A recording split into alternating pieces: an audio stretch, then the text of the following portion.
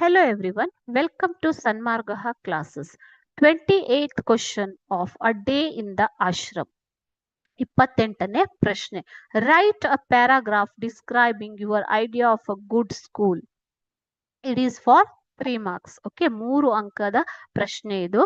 Write a paragraph describing your idea of a good school. ನಿಮ್ಮ ಒಂದು idea ಪ್ರಕಾರ ಒಳ್ಳೆಯ ಶಾಲೆ ಅಂತಂದ್ರೆ ಏನು ಅನ್ನೋದನ್ನ ಡಿಸ್ಕ್ರೈಬ್ ಮಾಡಬೇಕು. Okay, so in your own sentences you can write this. So the school, how the school should be. The school should be neat and clean. There should be a proper discipline in the school. Alva. So according to me, I have written this. Okay. The school should be neat and clean. Tumba neat agi clean agi irbeku. There should be proper discipline. ಸರಿಯಾದ ಶಿಸ್ತು ಇರುವಂತಹ ಶಾಲೆ ಒಂದು ಒಳ್ಳೆಯ ಶಾಲೆ ಅಂತ ನಮಗೆ ಅನ್ಸುತ್ತೆ ಅಲ್ವಾ ಮಕ್ಕಳೇ. The teachers R pillars of the school of A school. ಒಂದು ಶಾಲೆಯ ಆಧಾರ ಸ್ತಂಭ. ಪಿಲ್ಲರ್ ಅಂತಂದ್ರೆ ಏನು ಮಕ್ಕಳೇ? ಆಧಾರ ಸ್ತಂಭ.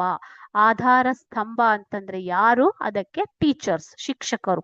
ಸರಿಯಾದ ಶಿಕ್ಷಕರು ಇದ್ದಾಗ ಮಾತ್ರ ಶಾಲೆ ಒಂದು ಒಳ್ಳೆ ಶಾಲೆ ಅಂತ ಹೇಳ್ಬೋದು ನೀವು.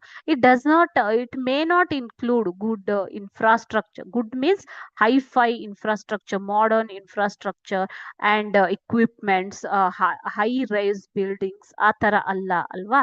ಸೊ ದೊಡ್ಡ ದೊಡ್ಡ ಕಟ್ಟಡಗಳು, ಇನ್ಫ್ರಾಸ್ಟ್ರಕ್ಚರ್ಗಳು ಇದ್ರೆ ಮಾತ್ರ ಒಳ್ಳೆ ಸ್ಕೂಲ್ ಅಂತ ಅಲ್ಲ. ಟೀಚರ್ಸೇ ಅದಕ್ಕೆ ಒಂದು ಆಧಾರ ಸ್ತಂಭ. ಒಳ್ಳೆಯ ಟೀಚರ್ಸ್ ಇರಬೇಕು.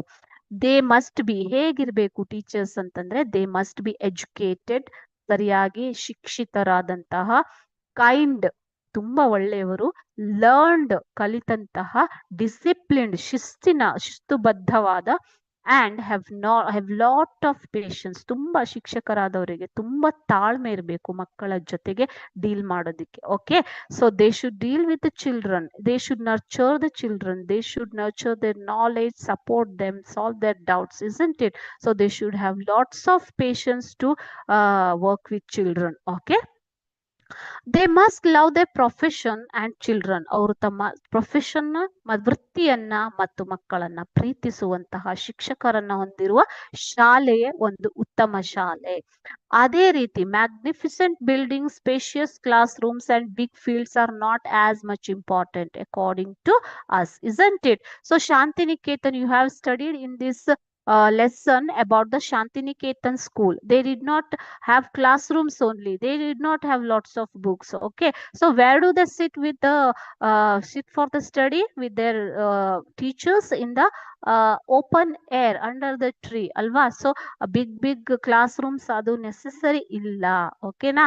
So ಹೇಗಿರ್ಬೇಕು ಮಕ್ಕಳು, ಸ್ಟೂಡೆಂಟ್ಸ್ ಟೀಚರ್ಸ್ ಜೊತೆಗೆ ತುಂಬಾ ಅವಿನಾಭಾವ ಸಂಬಂಧವನ್ನ ಹೊಂದಿರಬೇಕು. ಓಕೆ, ಅದೇ ರೀತಿ the way of teaching should encourage the students creative thinking, give importance to boost the children's talent. So ಓದ್ತಾ ಇರುವಂತಹ ಮಕ್ಕಳ ಒಂದು ಕ್ರಿಯೇಟಿವ್ ಥಿಂಕಿಂಗ್ ಅನ್ನ, ಯೋಚನೆಯನ್ನ ಎನ್ಕರೇಜ್ ಮಾಡೋ ತರ, ಉರಿದುಂಬಿಸುವ ತರ ಇರಬೇಕು ಮಕ್ಕಳೇ. Give importance to boost children's talent. ಮಕ್ಕಳ ಒಂದು ಟ್ಯಾಲೆಂಟ್ ಅನ್ನ, ಅವರಲ್ಲಿರುವಂತಹ ಒಂದು ಟ್ಯಾಲೆಂಟ್ ಅನ್ನು ಐಡೆಂಟಿಫೈ ಮಾಡಿ ಅದನ್ನ ಎನ್ಕರೇಜ್ ಮಾಡೋ ತರ ಇರಬೇಕು. The students also they should have freedom to ask the questions. Students ಒಂದು ತಮ್ಗೇನಾದ್ರೂ ಡೌಟ್ಸ್ ಇದ್ರೆ, if they have any doubts, they should be given freedom to ask questions to the teachers. Teachers ನ question ಮಾಡೋದು ಅಂತಂದ್ರೆ, ತಮ್ಗೆ ಏನಾದರೂ ಅನುಮಾನಗಳಿದ್ದಲ್ಲಿ ಅದನ್ನ ಪರಿಹರಿಸಿಕೊಳ್ಳುವಂತಹ ಸ್ವಾತಂತ್ರ್ಯ ಮಕ್ಕಳಿಗೆ ಕೊಡಬೇಕು. Handy works and games and sports should include in their curriculum. Curriculum ಅಂತಂದ್ರೆ ಮಕ್ಕಳೇ, ಒಂದು ಶಾಲೆಯ ಒಂದು ವರ್ಷದ ಒಂದು ಯೋಜನೆ ಅಲ್ವಾ. ಸೊ ಕರಿಕ್ಯುಲಮ್ ಅಂತ ಹೇಳ್ತೀವಿ.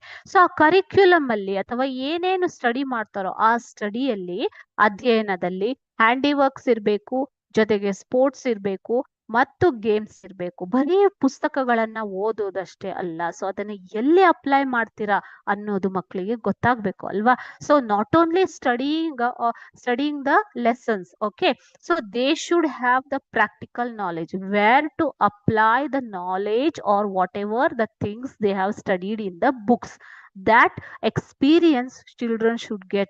Where do they get? Through the games, physical activities, through the handiworks, isn't it, children?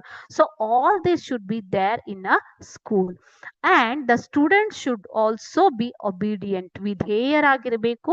They should be disciplined and love to learn. ಅವರಿಗೆ ಕಲಿಯುವಂತಹ ಆಸಕ್ತಿ ಇರಬೇಕು ಮಕ್ಕಳಿಗೆ. ಓಕೆನಾ?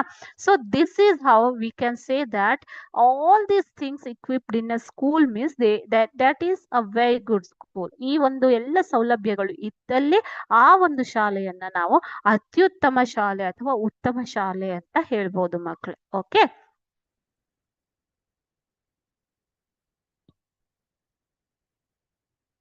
Thank you.